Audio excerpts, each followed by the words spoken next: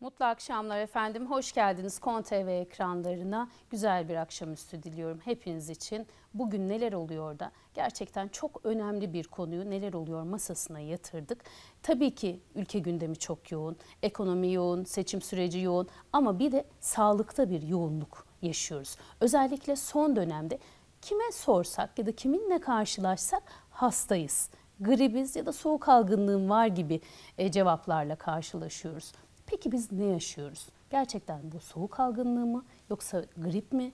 Bunun adı nedir? Ya da adı konulmamış yine bir virüsle mi savaşıyoruz? Tüm bu soruları cevaplandıracağız. Bize sorularınızla ulaşabilirsiniz efendim.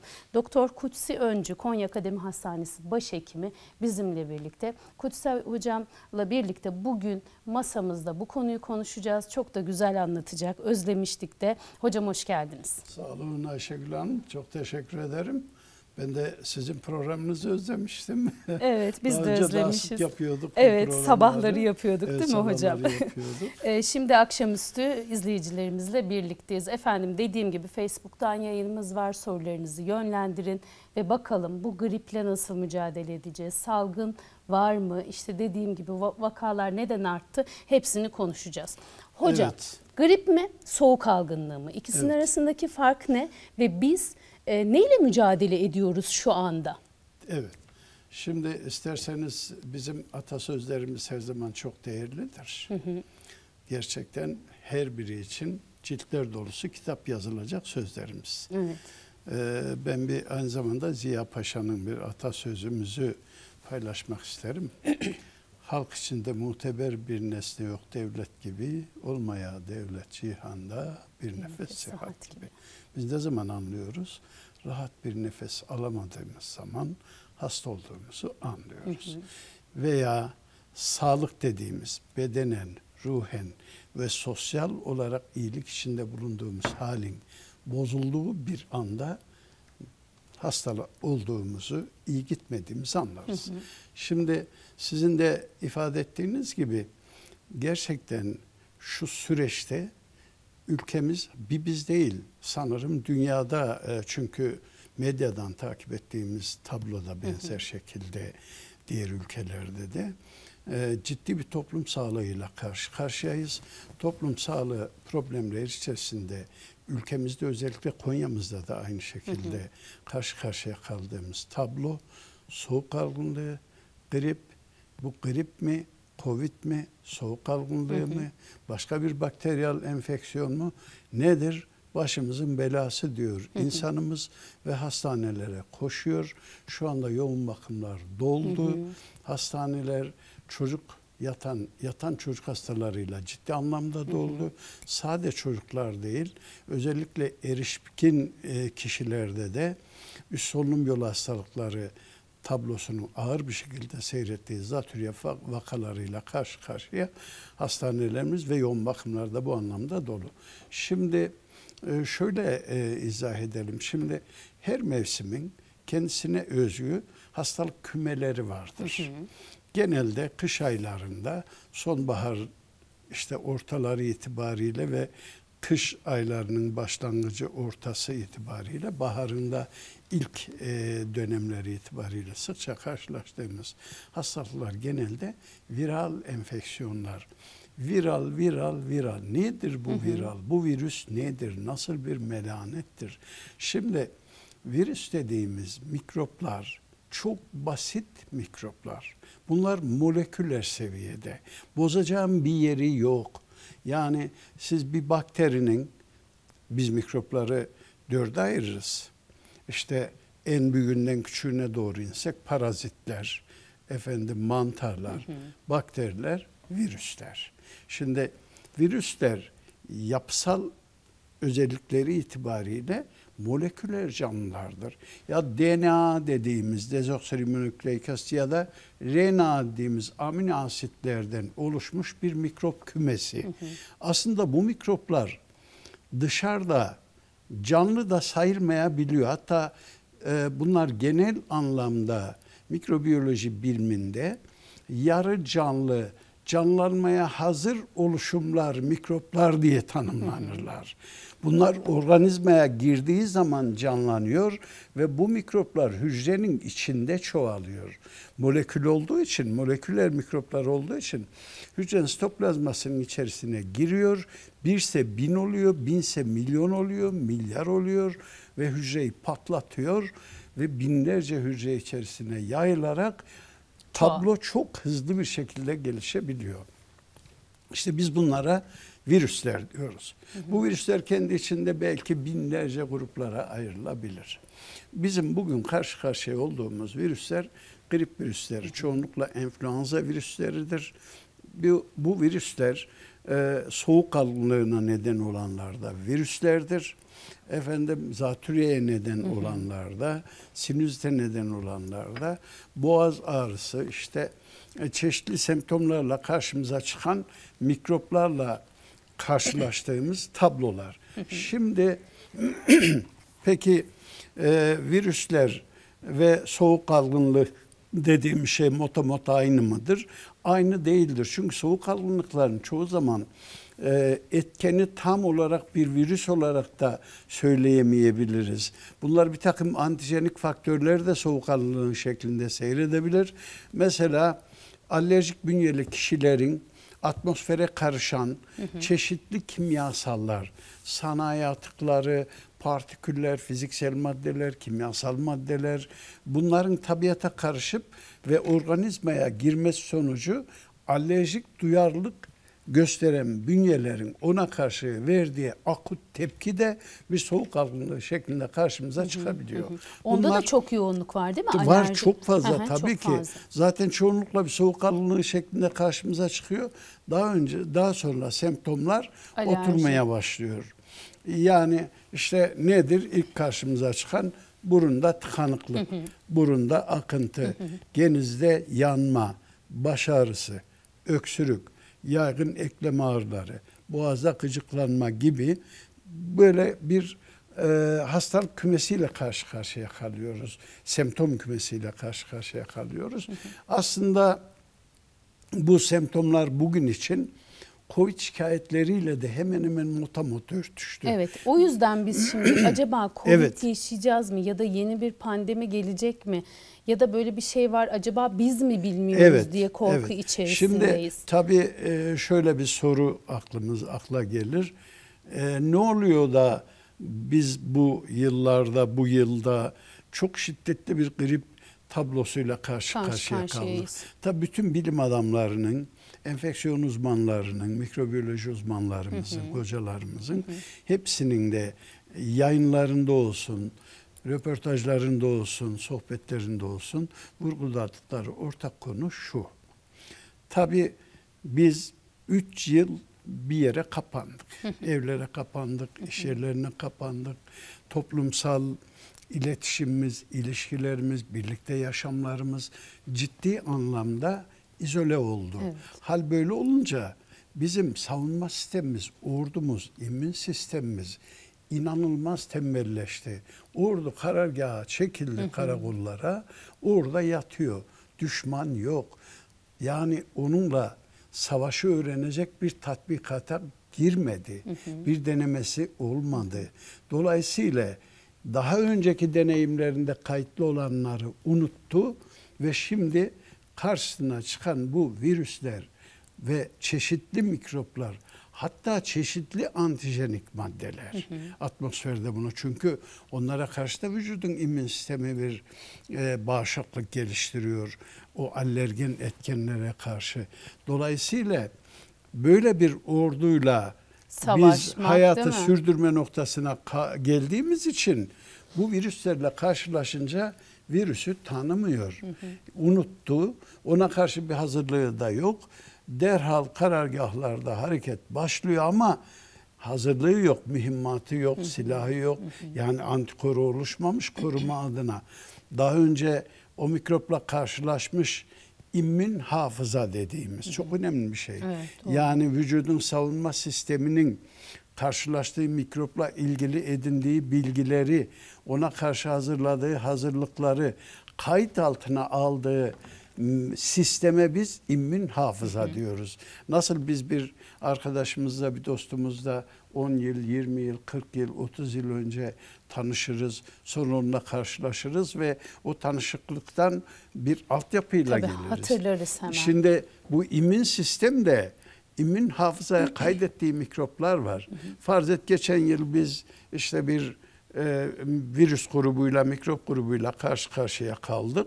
Bu yıl ben aynısı değil ama farklı da olsa benzer bir mikrop grubuyla karşılaştım. Benim immün hafızam da onun kaydını almış, hazırlığını yapmış. Ha ben seni, kardeşini tanıyorum. Geçen yıl ben onunla bir yüz yüze gelmiştim. Hele gel bakalım diyor. Kısa bir şikayet ve rahatsızlık tablosuyla bunu alt edebiliyoruz, yenebiliyoruz. Ancak biz eğer immün sistemimizi bu anlamda hafızayı unutturmuşsak ne oluyor? Bu defa daha ağır bir tabloyla karşılaşıyoruz.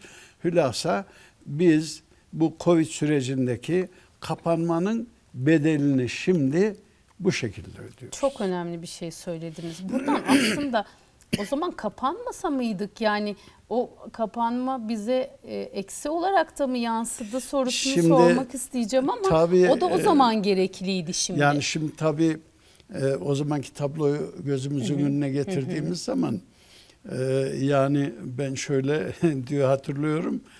Yani mahalleden bir sabah vakti en az 5-6 sala duyuyorduk. Maalesef. Yani o günleri belli ki ciddi bir mortalite etkisi ölüm etkisi oluşturuyordu. Burada da bunu yapmak zorundaydık. O akut tabloyu kırmak zorundaydık. Peki biz bugün ne yapabiliriz?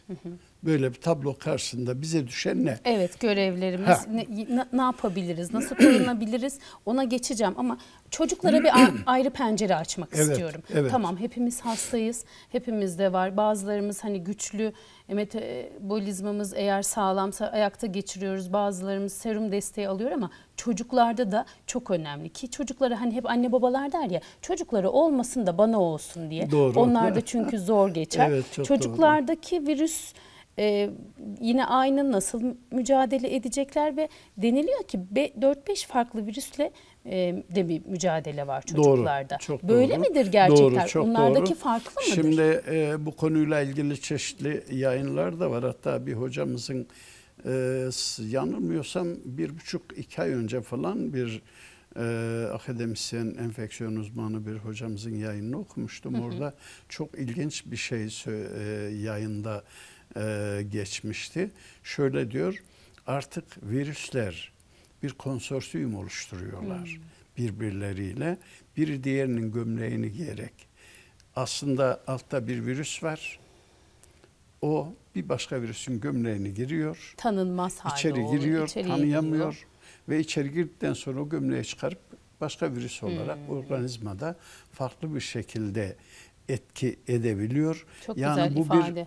Evet, yani bir virüs kombinasyonu, enfeksiyonları veya virüslerin ortak bir protokol yaparak bize girmiş olmaları, bir konsorsiyum oluşturmuş olmaları. Tabii bu kolay anlaşılsın diye bir benzetme ama burada hocalarımızın yaklaşımı böyle sert bir dirençle karşılaşınca, tedavide de zorluklarla karşılaşınca herhalde bu böyledir diye böyle bir teoriyi hocalarımız da ifade ediyorlar. Doğrudur. Bugünkü karşı karşıya kaldığımız virüslerin bir ortak hareket tavrı var. Bizim immün sistemimizde bunları demin de söylediğim gibi çok iyi tanımıyor. Tabii bir de şu var, bu benim kendi yorumum diye düşünüyorum. Şimdi biz hayat boyunca veya o mevsim içinde binlerce, milyonlarca, milyarlarca virüsle karşı karşıya kalabiliriz. Tabii o virüs bize bulaştığı zaman kişinin immün sistemiyle ilintili olarak, immün sisteminin kuvvet ve gücüyle ilintili olarak o virüse bir tokat atıyor. Ve o virüs bizden bir tokat yiyor. Bu virüs bizden bir tokat yedikten sonra iki tabloyla hayatını devam ettirebilir, yok olabilir. Ya bu ne, ben 2'de 1 tokat yiyorum, ben de bundan sonra üremeyeceğim, vazgeçtim, sönümlenip gideceğimdir. Söner gider. Vazgeçiyor ve gidiyor. Gidiyor. İkincisi, şöyle de diyebilir, ha, sen bana bir tokat mı attın? Hele sen gör. Ben şimdi yapısal değişiklikleri, yani mutasyona uğrayacağım. O antijenik yapımdaki değişiklikleri yapacağım ve sana öyle geleceğim. Hadi bakalım sen beni tanı. Muhtemelen bugünkü, bu benim teorim, yani virüsler bizim geçmişte, bunlar biz eve kapandığımız için karşılaşmadık. Bir tokat da atmadık. Dolayısıyla bunlar bize gelirken farklı bir değişimle geldiler. Hani 3 yıl boyunca koronavirüsünün o morfolojik şeklini ezberledik. Oklarını, o tacını. Korona taş demek zaten. O sivri oklarını. İşte onu değiştirdi, geldi. Biz ona mutasyon dedik. Muhtemel ki... Ve biz onu tanıdık. Tanıdık yani. Biz onu tanıdık. Şimdi muhtemel ki bugün virüslerde o taşlarını değiştirerek bize geldi. Covid için demiyorum. Çünkü diğer virüslerin de benzer yapılar var. Onların da antijenleri var. Zarf dediğimiz virüsün o içerisindeki esas sarmalını kuşatan bir zarfı var. O zarfın üzerinde antijenleri var. O antijenleri değiştirip geliyor. Dolayısıyla biz de onları önceden tanımadık. Bir hazırlığımız yok. Böyle bir süreci yaşıyoruz. Ha tabii burada bize düşen bir şey var. Onu siz de soracaksınız. Evet, soracağım. Sorduğunuzda onu cevaplarız. Önemli sorular da var. Özellikle çocuklar için sorular var. Anne babalar çünkü endişeli. Çocuklarda aspirin verelim mi? Ben de zaten soracaktım bu soruyu. İzleyicilerimiz de sormuş. Kullanabilecekler mi? Evet, nedir? Çok önemli bir soru aslında. Ayşegül Hanım, çok önemli bir şey sordunuz. Ben 42 yıllık hekimim. Bunun 20 yılı muayenehane hekimliğiyle geçti. Bir ilçemizde 20 yıl muayenehane hekimliği yaptım. Hemen hemen hastalarımın %80-90'ında çocuktu.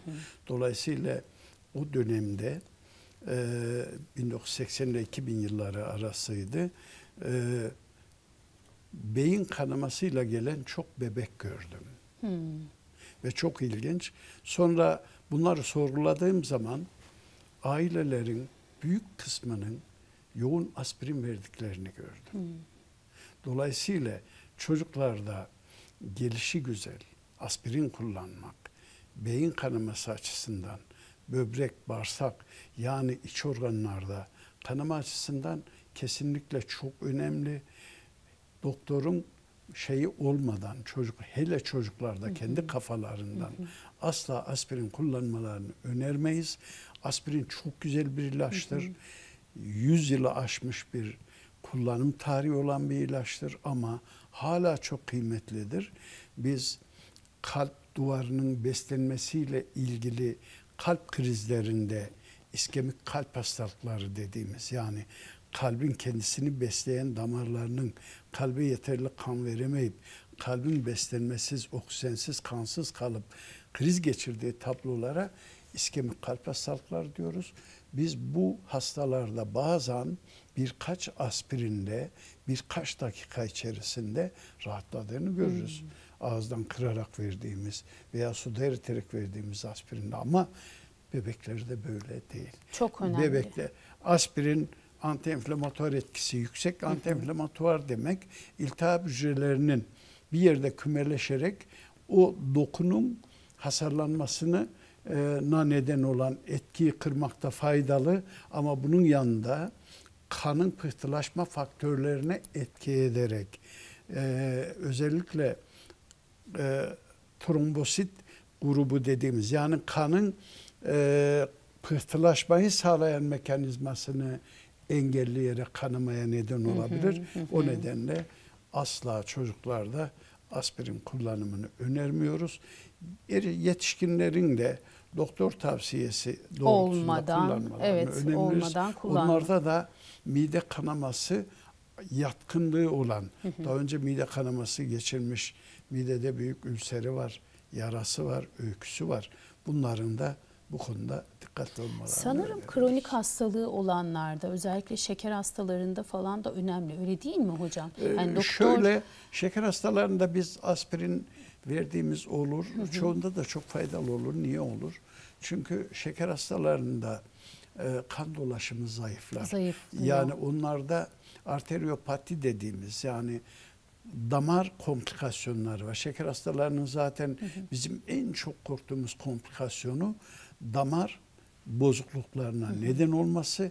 İlk bozmaya başladığı damar göz damarları, retina damarları, göz kaybı çok sonra oluyor. böbrek damarları, sonra beyin, sonra tüm sistemik damarlar.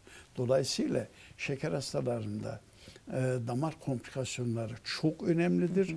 Biz bunlarda doktor çoğu zaman aspirin verebilir. Damarda tıkanma riski olan, kan dolaşımı bozulmuş olanlarda önerilebilir ama bunu doktor önerisinde yapmasında olması lazım. öneriyoruz. Özellikle anne Tabii, babalar çok lütfen önemli. aspirin kullanımında da çocuklarınız için hocam çok önemli bir şey söyledi. Mutlaka bunu unutmayalım. Hocam şimdi bir de dedik ya aciller dolu. Vakalar arttı diyoruz, salgın var diyoruz ama bir taraftan da bakanlık da açıkladı bunu. Yani gerekli gereksiz hastaneye gidip bir yığılma yaşanmasın. Evet. Biz şimdi çok hangi önemli. durumda gideceğiz? Çok önemli. Yani hangi semptomlar olduğunda gitmeliyiz Tamam. ki? Çünkü orada da sağlık çalışanlarımız, sizin gibi hekimlerimiz var. Ne zaman gitmeliyiz? Şimdi şöyle bunu özetleyelim. Kişinin genel sağlık profilini dikkate almamız lazım. Bu kişi sağlıklı. Yani bir kalp hastalığı yok, koahı yok. Tamam. Genel anlamda söylüyorum. Kronik bir rahatsızlığı yok. Çocuklara ayrı pencere açacağız. Yani çoklu organ hastalığı yok. Efendim yüksek tansiyonu yok, koahı yok, astımı yok, bir kronik bronşiti yok. Bir şeker hastası değil, kalp hastası değil, kanser hastası değil, kanser tedavisi görmüyor. Dolayısıyla bu risk grubunda yer almayan hastalarımız şu semptomlarla karşılaşacaklardır. Nedir? Genelde ilk semptom burun tıkanıklığı, burunda akıntı, hapşırık, öksürük, genizde yanma, geniz akıntısı, baş ağrısı, yaygın eklem ağrıları, nadiren sindirim sistemini tutmuşsa karın ağrıları. Çok nadir görülür ama onu da söyleyebiliriz. Bu semptomlar varsa burada eğer yüksek ateşte başlamış ve ateş bir ılık duşla, bir soğuk kompresle, hafif kıyafetleri gevşeterek düşürebiliyorsa gerek yok. Herhangi bir ateş düşürücüye de gerek yok. Ama ateş düşmüyorsa ateş düşürücü, ağrı kesici bir ilaç alabilir. Biz bunlara parasetamol gruplu ilaçlar diyoruz. Bunlar genelde en hafif ağrı kesiciler, antienflamatuar ilaçlar. En hafif antienflamatuar ilaçlar. Dolayısıyla böyle bir ilaçla bu arada işte bitki çayları, sıkılmış taze meyve suları bunları ekleyebilir. Bizim çok güzel çaylarımız var. Yani ada çayımız var, yeşil çayımız var. Ihlamur herhalde bu dönem. Var. Ihlamur çok faydalı. Ihlamur içerisine bir kaşık bal, bol limon sıkarak bunu içmek. Bunlar bir 4 gün devam ettiğimiz zaten sürede 4 gün sonra zaten tablo gevşeyecek.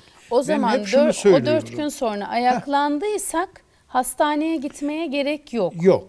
Yok. Şimdi ben şunu söylüyorum hep. Şimdi beni bugün de herhalde 3-4 tane dostum aradı. Ya abi işte çocuk çok ateşli, kaç gün oldu? İşte 2 gün oldu, 1 gün oldu. Ne yaptınız? Şunları yaptık. Söylüyorum, bakın diyorum. Ne yaparsanız yapın. 4 gün ateş sürecek. Ancak çocuğun ateşi 38'lerin üstüne çıkmış bir havale veya başka bir tabloyla karşı karşıya kalmamak için bir ateş düşürücü verebiliriz. Ancak çocukta sık nefes alıp verme, göğüs kafesinin sık hareket etmesi ve çocuk solurken burun kanatlarının açılması, burun kanadı solunumu diyoruz. Ve solurken çocuk, bunlar çok basit şeyler ama çok önemli bulgular. karnın inip kalkması. Anneler lütfen bunları takip karnın edin. inip kalkması. Bunlar çok erken dönemde zatürre belirtileri. Yani çocukta solunum sıklığı var, solunum zorluğu var. Burun kanatlarında açılıp kapanma var. Çocuğun hafifçe dalgınlığı başlamış. Bu mutlaka bir zatürre semptomu olabilir. Böyle bir durumda mutlaka hastaneye başvurmalarını öneririz. Ama deminki söylediğim gibi bir tabloda hemen hastaneye gitmenin gereği yok diyoruz. Kendileri hastaneden farklı mikroplar da alabilir. Evet, tam hastane da enfeksiyonları dediğimiz bir tablo var. Çünkü hastanedeki mikroplar çok eğitimli mikroplar, çok deneyimliler. Evet. Çünkü onlar orada bir sürü tokat yediler.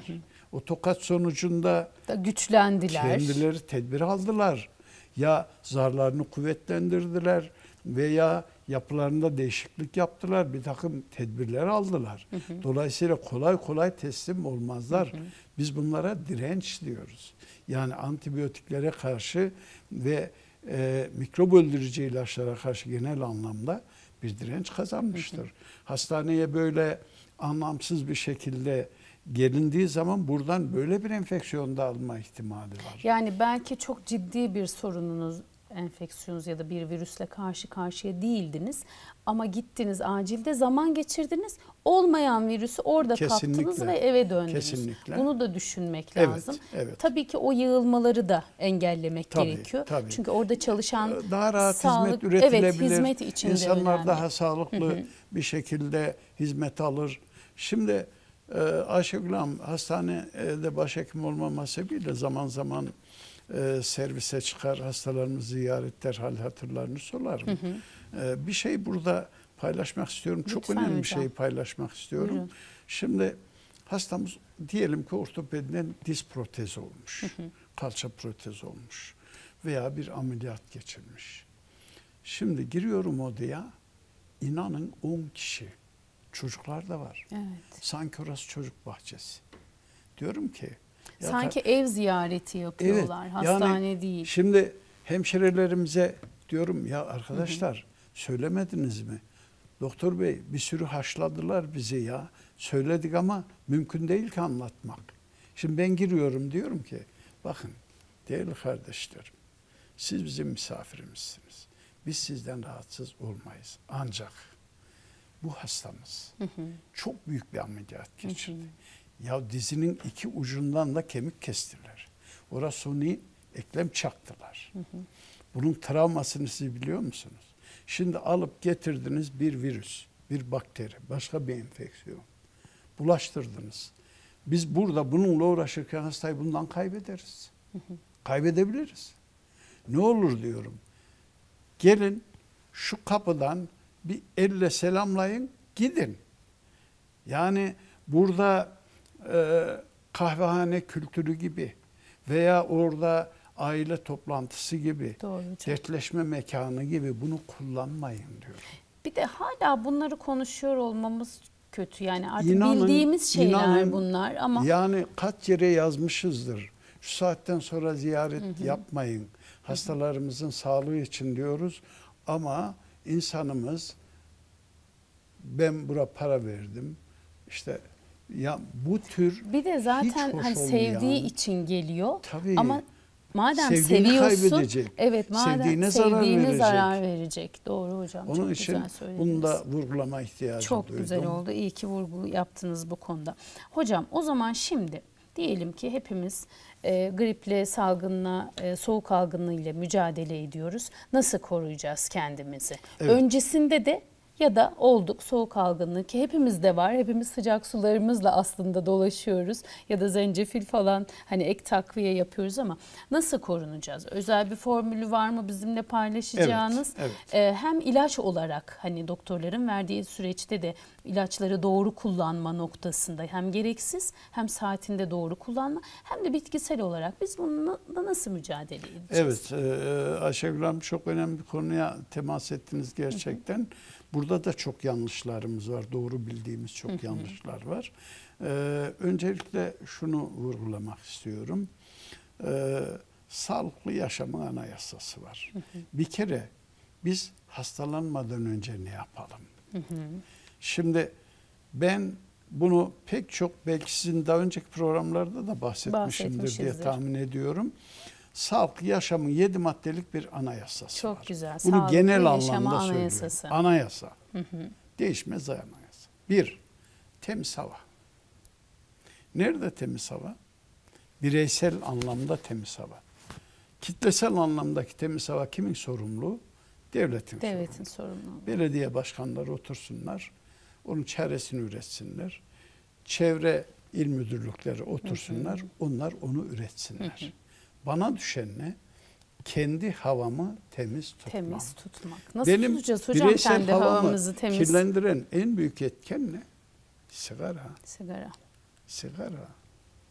Bakın, çok iddia ediyorum. Bu hastalıkların çok ağır geçtiği vakaların hemen hemen %80'inde üzeri sigara içenler. Anayasanın ilk maddesi. Sigara içenler. Niye? Sigara içerisinde özellikle solunum yollarını etkileyen 4 tane zehirli gaz var. Karbondioksit, karbonmonoksit, hidrojen sülfür, bütan gazı, tüp gazı. Bu gazlar alüvarlara bağlanıyor. Yani alüvarlar bizim tırlarımız. Akciğerin içerisinde 2,5 milyon civarında baloncuğumuz var her bir akciğerde. O baloncukların içinde etrafında tırlar dizili. O tırların biz nefes aldık mı oksijeni yüklüyoruz. İrsaliyesini kesiyoruz. Hadi git bunları dağıt gel diyoruz. Kime ne kadar lazımsa çok adil bir şekilde dağıtır, gelirken ne getirir? Karbondioksit getirir. Birini alırım, öbürünü veririm. Farkında mıyım bunun? Nasıl muhteşem bir yaratılış da var. Yani bu şimdi işte bu gazlar, bu alüvarlara, oksijenin bağlanacağı yere bağlandığı zaman ne oluyor? Hava kirleniyor. Temiz hava olmuyor. Ne yapıyorum? Hastalığa altyapı hazırlıyorum. Temiz hava dedik. Temiz çevre. Temiz bahçem, evim, sokağım, iş yerim, nere olursa temiz çevre. Temiz su. Suyumuzu kirletmeyeceğiz. Evet, doğru. Eğer içtiğimiz bölgedeki köyde, kentte bir yerde içiyor da bu suya başka şeyler karışıyorsa, ya hiç değilse bir suyu kaynatalım. Değil mi? Hiç değilse kaynatıp içelim veya bir hani kimyasalla onu dezenfekte etmek veya suyu şey yapmak, o belki köyde birinin yapabileceği bir iş değil. Neyi ne kadar karışacağını bilemez. En güzeli kaynatılması. Hiç değilse öyle yap, kaynat iç. Efendim, temiz su dedik. Dengeli beslenme. İşte şimdi dengeli beslenme. Evet. Beslenme o kadar kıymetli ki. Şimdi baştan beri mikroplarla savaştan bahsediyoruz. Mikroplarla savaşta biz 2 taktik kullanırız. Aynen bildiğimiz bugünkü silahlı kuvvetlerin, ordunun savaş taktiği. Savaş taktiği gibi. 2 savaş tekniğimiz var. Bir, piyade savaşı. Bildiğimiz kara savaşı. Biz bunlara hücresel immünite diyoruz. Yani bizzat hücrelerin sahaya çıkıp mikrobu karşısına alıp onu parçalayıp yutup yok edip temizlediği bir savaş taktiği. Bunlara biz T lenfositler diyoruz. Bir grup asker, T askerleri. Bir başka grup var. Onlar da antikor üretir, mühimmat üretir. Savaşta kullanılacak top, mermi, işte çeşitli unsurlardan oluşan mühimmata biz antikor diyoruz. Şimdi bizim askerimiz olması lazım. Bu askerin temel maddesi ne? Hücrenin temel maddesi ne? Antikorun temel maddesi ne? Protein. Protein. Biz protein almak zorundayız. Şimdi bazen çok şaşırıyorum. Bunu yapan doktor arkadaşlar da var. Onlara da şaşırıyorum. Proteinsiz diyet diyor. Evet, maalesef hocam. O kadar o alan o kadar kirli bakın, ki. Yani şimdi ben bu fizyolojiyi biliyorum. Benim immün sistemim sadece düşmanlarla savaşmıyor ki. Yani dışarıdan gelen mikropla savaşmıyor ki. Bizim bir de içeride teröristler var. Kim onlar? Kanser hücreleri. Bizde her gün kanser hücresi oluyor. Her gün oluyor. Bizim 2 tane genimiz var. Onkojenik gen, anti-onkojenik gen. Biri kanser oluşturma eğilimindeki genler, öbürü de kanseri yok eden genler. İyi de yaratan niye ikisini de yaratmış yani. Ha, kanser geni niye yaratmış? Ama o onkojenik gen hücreye çoğalma uyarısı veriyor. Hadi çoğal, tükeniyorsun diyor. Yenisini üretiyor. Öbür anti-onkojenik gene diyor ki bak diyor. O da yok etmeye çalışıyor. Yok, o da diyor ki hücreye çoğalırken anana atana benze diyor. Terörist olma diyor. Karnın doyacak kadar ye diyor. Terbiyeli ol diyor. Kimseye saldırma diyor. Hücreyi de o eğitiyor. Şimdi işte bizim bu sistemin ayakta kalabilmesi için proteine ihtiyacımız var. Çok önemli. Proteinsiz bir diyet diye bir şey yok. Bir kere çok basit bir şey. Yani kilodan mı korkuyor? Bak mesela ben bir salata tarif edeyim. Evet hocam, hadi hemen alalım. Sonra diğer öbür önemli formülü de alacağım. İzleyicilerimiz mutlaka not etsinler. Şimdi nasıl bir mevsimdeyiz? Harika bir mevsimdeyiz. Nasıl bir ülkedeyiz? Çok güzel bir ülkedeyiz. Ya her şey var kardeşim. Renkli ne bulursan, bak renkli ne bulursan, pancar, şalgam, turp, havuç, lahana, brokoli, maydanoz, tereyağ, aklına ne gelirse, hangi yeşil varsa, hangi renkli varsa, incecik doğra. İnce diyorum, niye ince? Çünkü yüzey ne kadar artarsa, o yüzeyi sindiren enzimler o kadar nüfuz eder. Çok enteresan. Bizde kalın doğranılır ya da bıçak değdirmeyip elle kırılın deriz. Yani çok parçalamayız. Çünkü yüzey arttıkça İnce selülozdan olacak. çok zengin olduğu için bunlar.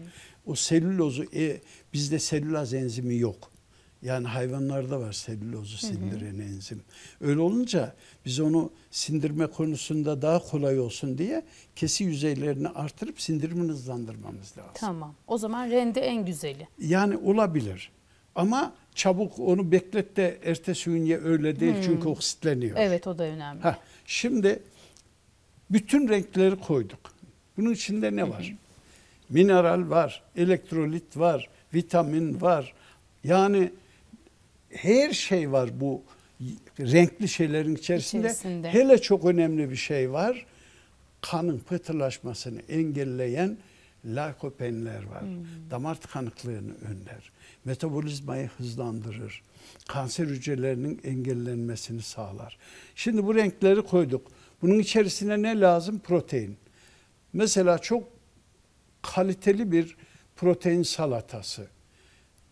2 tane balığı haşlasınlar veya bir balık, orta boy bir balık. Haşlama değil veya fırında şey yapsın, o balığı salatanın içine lime lime doğrasın. İçine de eğer 4-5 kişilik bir aile ise 3-4 de yumurta koysun, top yumurta. Bir çay bardağına yakın zeytinyağı döksün. Yarım çay bardağı kadar da sirke koysun. Bir de çorba olsun. Tamam. Çalsın kaşığı. 1 veya 2 dilim ekmek. Uysun. 1 ay sonra kaç kilo verecek baksın. Harika bir tarif. Bir taraftan hem kilo verdirici hem o işte son virüslerle savaşmak için. Çok kıymetli. Evet, savaşmak için aslında. Aynı zamanda çok ucuz bir beslenme. Çok ucuz bir beslenme. Şimdi bir balık lime lime doğruyorsun salatanın, 4 kişi tabağına bölüp yiyor. Bir de çorba içiyor, 2 dilim ekmek, 4-5 de yumurta. Uygun beslenme. Evet, hem uygun hem de sağlıklı. Bizim için sağlık. Yani buradan ne dedik? Dengeli beslenme. Anayasaya devam edelim. Temiz hava, temiz çevre, temiz su, dengeli beslenme, aşılama ve aşıklama. Aşılama ve aşıklama. Sosyal barış, sporlu hayat. Çok güzel. 7 madde. Çok Şimdi güzel. aşılama ve aşıklama biraz üzerinde durmamız gerekir. Bakın aşı çok kıymetli. Biz bugün birçok bu özellikle Covid döneminde öyle dezenformasyonlarla karşılaştık ki hatta bunların içinde doktor arkadaşlarımız da var. Ben de hala aklım almıyor. Bu nasıl bir savunma diyorum. Ya biz bugün polio yok, çocuk felci yok. Ben 1980 yılında ilk muayenehaneyi açtığım yıl inanın bir yılda en az 10-15 polio çocuk geliyordu. Çocuk felçli çocuk geliyordu muayenehaneme. Kızamık kırılıyordu zaten. Doğru. Kaba kulak öyleydi. Su çiçeği öyleydi. Tifo öyleydi. Ya bugün kaba kulak yok, kızamık yok. Su çiçeği hemen hemen bitti. Polio zaten yok. Çiçek zaten yok. Neyle önledik? Aşıyla. Aşıyla. Bunun bir mantığı var mı? O anlamda aşılama, bağışıklama çok kıymetli. Şimdi yeri gelmişken risk gruplarının demin bir nebze değindim. Yani çoklu organ hastalığı olanlar. İşte kalp yetmezliği var, tansiyonu var, böbrekte sıkıntı var, diyalize giriyor bilmem ne. Kanser tedavisi görmüş, immün sistemi zayıf. Bunların mutlaka grip aşısı olmaları gerekiyor. Ben 30 yıla yakındır grip hastası olurum. Her yıl olur. Şimdi kalp hastası ona da yaptırırım. 30 yıldır hiç şaşmam. Yok şöyle olurmuş böyle olurmuş. Yani bir sürü şeyler söylüyorlar. Evet, onları okuduk, hala da okumaya devam ediyoruz. Yani aşılama, bağışıklama sağlıklı yaşamın önemli ilkelerinden biridir. Ne dedik? Sporlu hayat son derece kıymetli. Keşke herkes hiç değilse sabahleyin kalktığında ya sadece bir 15 dakika bakın. Sadece bir 15 dakika bizim lisede, ortaokulda yaptığımız hareketler vardı ya beden eğitiminde. Beden eğitiminde. Onun bir 8-10 tanesini yapıversinler. Bak yapıversinler. İnanın ben iddia ediyorum bunlar tansiyon, şeker hastalığı, kilo, eklem ağrıları, hele eklem ağrıları o hareketler. Bunlar yaşamaz. Yaşamaz. O zaman bir de sosyal barış. Sosyal barış. Komşunu ziyaret et. Yani zerafetin olsun, ziyafetin olsun, ziyaretin olsun. Ne güzel söyledin. Sosyal şeylerin, ilişkilerin en iyi noktada olsun. Mutlu ol. Bir insan bir akrabasına gitmesi, bir komşusuna gitmesi. Bir arkadaşıyla. Yani bugün depresyonların, Doğru. değil mi? Alzheimer'ların kırıla gidiyor. 40-50 yaşında Alzheimer vakası var. Niye? Makineye daldı, canlı iletişim bitti. Çünkü her insanın bir manyetik alanı var. Benim bir manyetik alanım var, sizin var. Canlı, yani biz etrafa bir şey yayıyoruz. Bu yaydığımız şeyden insanlar canlı olarak karşı karşıya gelirse olur. Yoksa öbürü mevtayla karşılaşıyor. Mevtadan ne alacak? Doğru, çok güzel söylediniz hocam. Yani hayalet adamlar var, onlarla konuşuyor. O şey yaparken çocuk bilmem ne bağırıyor, bilmem ne yapıyor. Ama o buradan yüz yüze iletişimin elektriğini almıyor. Evet. Ayşegül Hanım bir de suya temas edeceğim. Bakın su o kadar kıymetli ki. Su tüketimi. Şeyde de söyledim temiz su diye. Su tüketimi çok önemli. Eğer ben bunu bir panelde bir genel müdürümüze de söyledim. Hatta şunu söyledim bir sağlıkla ilgili panelde. Sayın Genel Müdürüm, biz çok güzel bir şeyler yapıyoruz ama bir şey yapmıyoruz. Ne dedi? Biz nasıl olsa hastalanacağız, Ona göre tedbir alalım. Onun için ne yapalım? Çok hastane yapalım. Ben de diyorum ki biz nasıl olur da hastalanmayız? Nasıl hastalanmayız? Bu 7 maddeyi saydım genel müdüre. Bunu bir sağlıkla ilgili bir genel müdür, bir de bir milli eğitimle ilgili bir panelde bir genel müdüre söyledim. Sağlıklı yaşam diye bir ders koyun dedim. bu dersin müfredatında sağlıklı yaşamın anayasasını madde madde işleyin. Çünkü çocukken onları aldıkları zaman Çok daha önemli. Çok önemli. Yani çok biz önemli hocam. ilkokul, anaokulundan itibaren, ilkokuldan itibaren, ortaokul, lise, üniversite, erişkin kişi ne kadar su tüketmesi lazım? O miktarda su tüketirse biz neyi kazanacağız? Yanılmıyorsam biz her yıl 2500-3000 diyaliz makinesi alıyormuşuz. Belki daha fazla.